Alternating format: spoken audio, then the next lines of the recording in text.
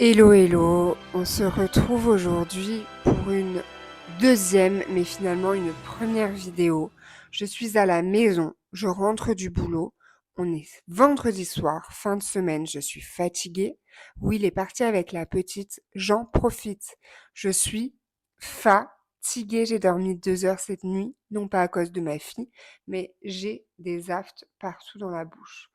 Donc, comme je vous ai partagé sur Instagram, est-ce que c'est parce que je parle trop?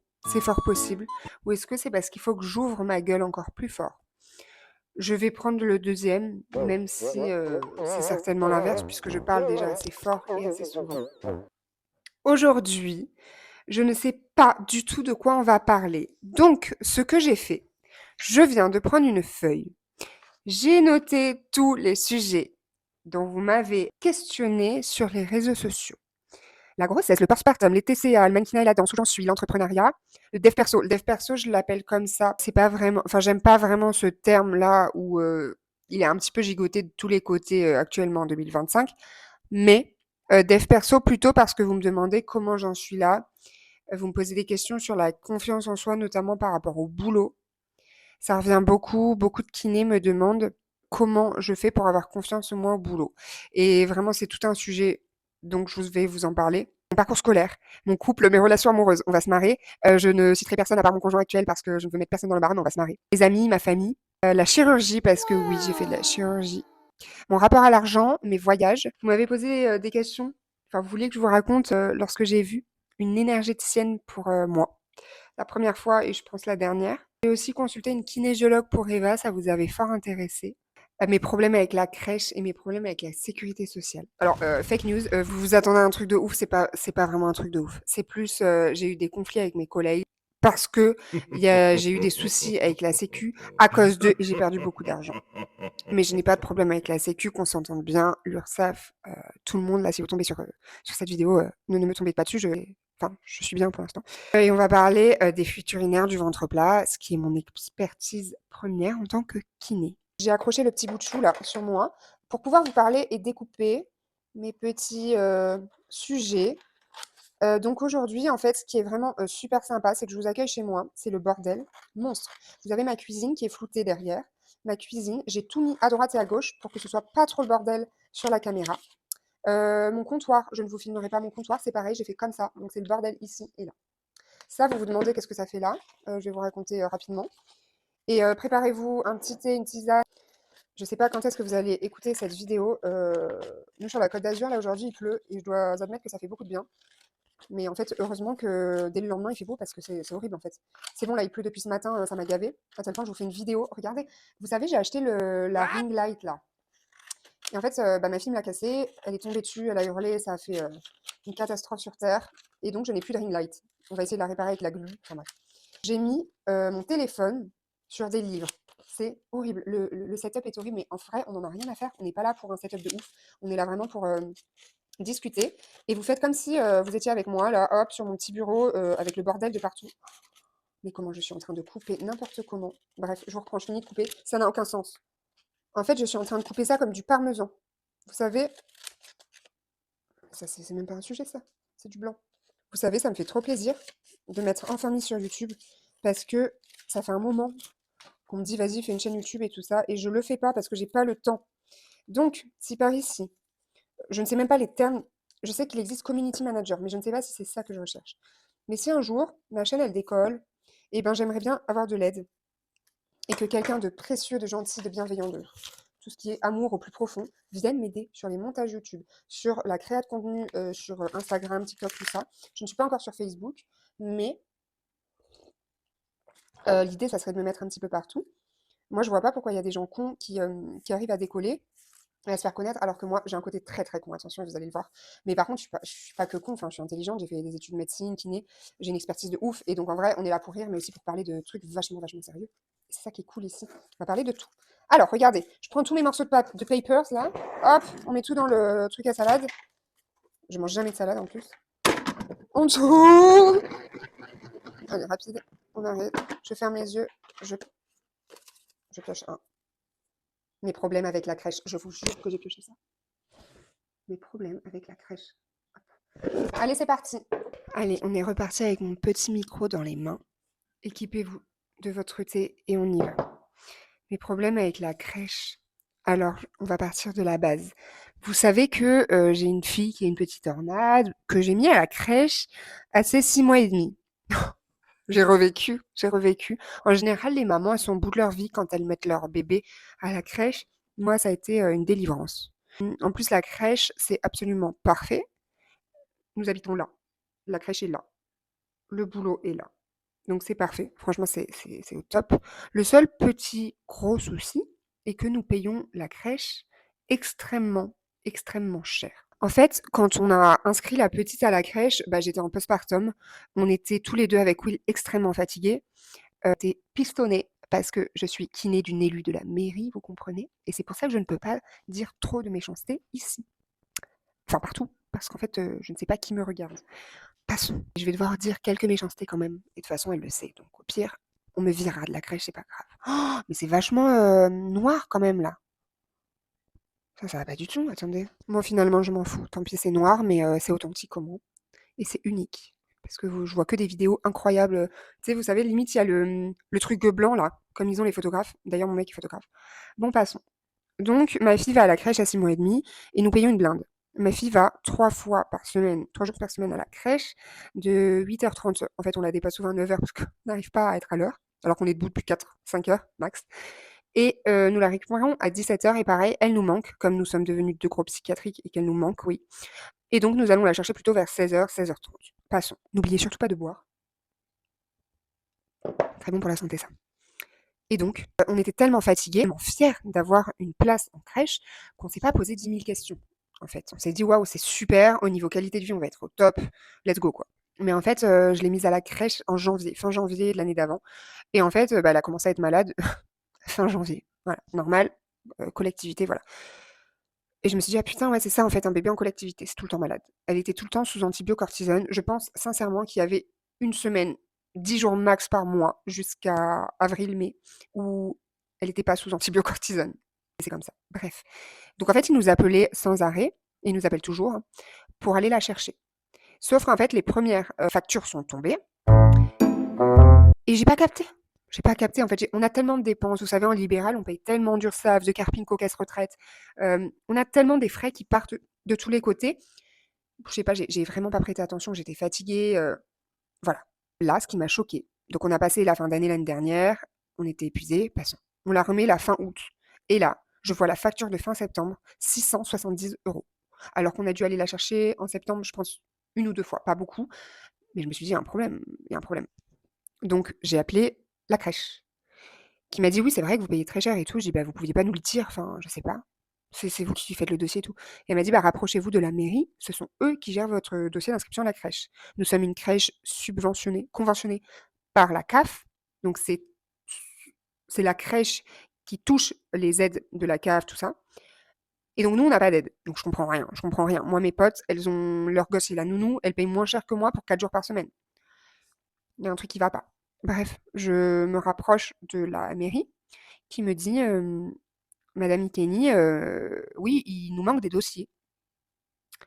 Madame Ikeni répond, c'est moi Madame Ikeni, hein. Oh, j'avais dit que je donnais pas mon nom, pas grave. Sarah répond: «Comment ça, il vous manque des dossiers? S'il manque des dossiers, on nous le demande». Surtout à la mairie. À la mairie, ils sont toujours là en train de nous dire: «Mais, il manque ci, il manque ça, on peut pas aller plus loin parce qu'il manque ce dossier et tout». Ils sont casse-couilles. Sérieux. Et là, genre, ils me disent rien, ils nous mettent au plafond comme ça.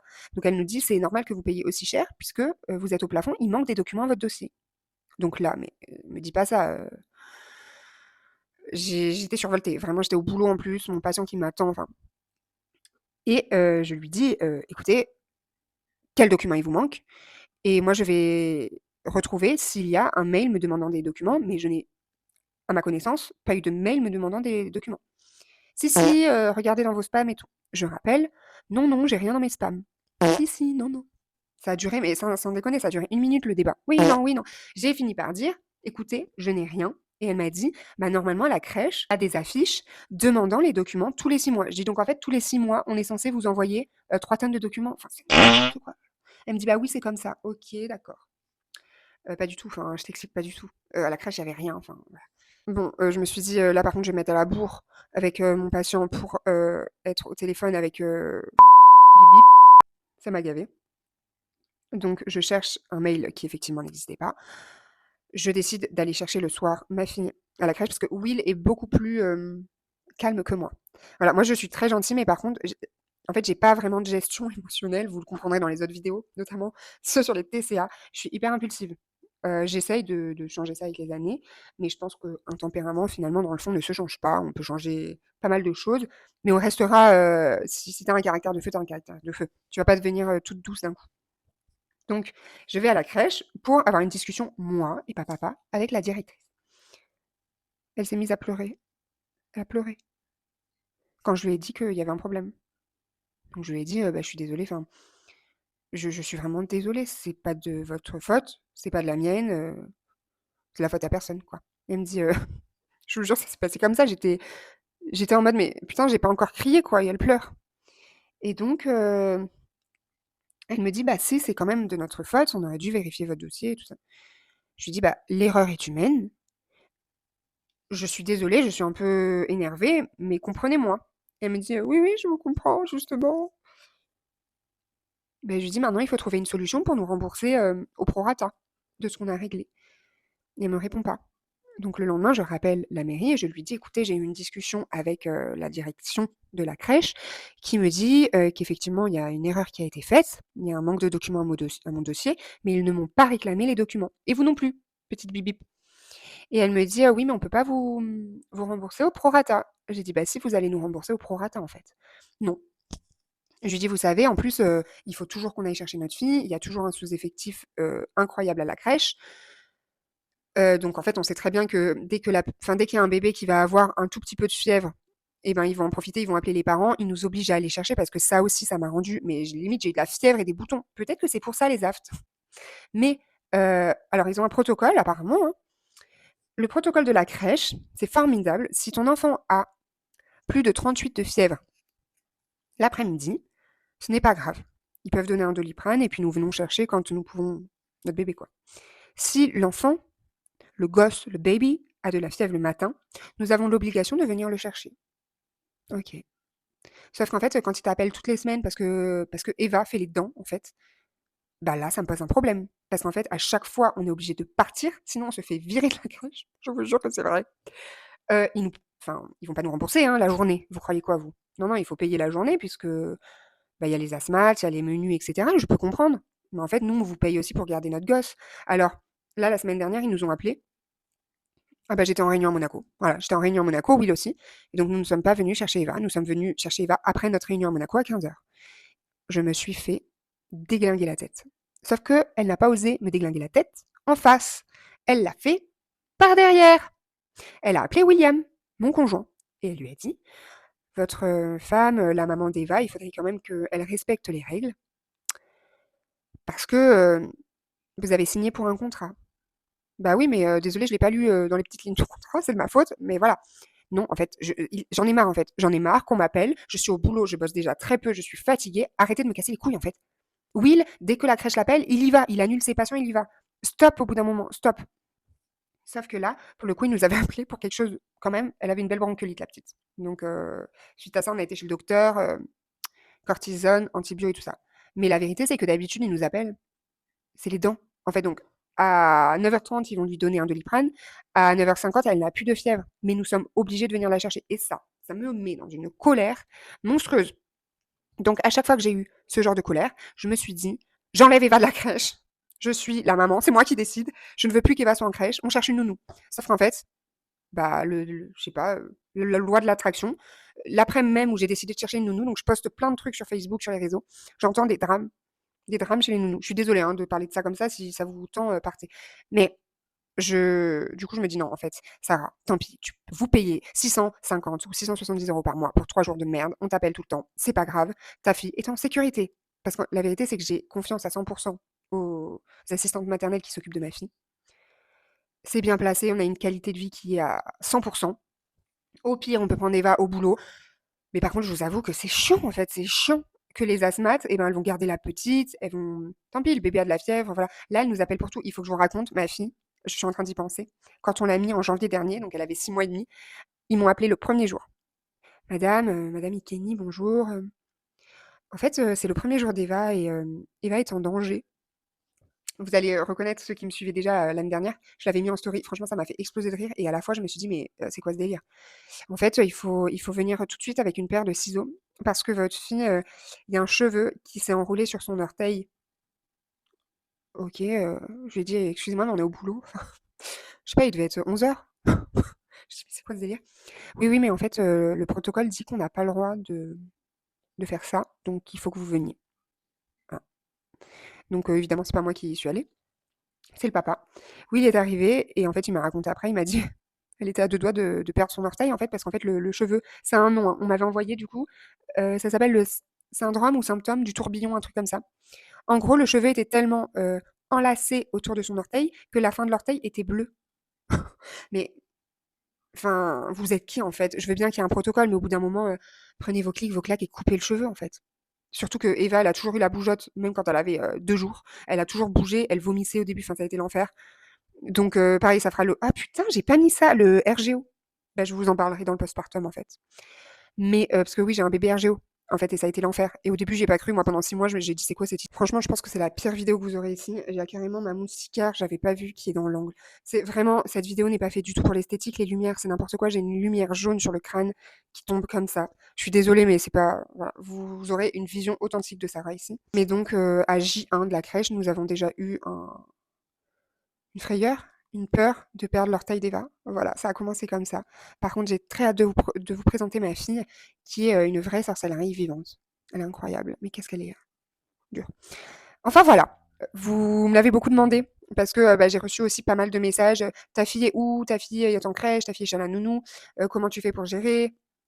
Voilà, sachez que en fait, c'est super compliqué à gérer, mais en fait, on préfère payer et se mettre un peu, dans le rouge en fin de mois et avoir une qualité de vie qui reste quand même super et surtout qu'elle soit dans un établissement où malgré tout, on a confiance à 100 plutôt que, de devoir faire un remue-ménage, changer nos habitudes, changer les siennes. Mais bon, je pense qu'elle honnêtement, vu la terreur, je pense qu'elle s'adaptera un petit peu partout.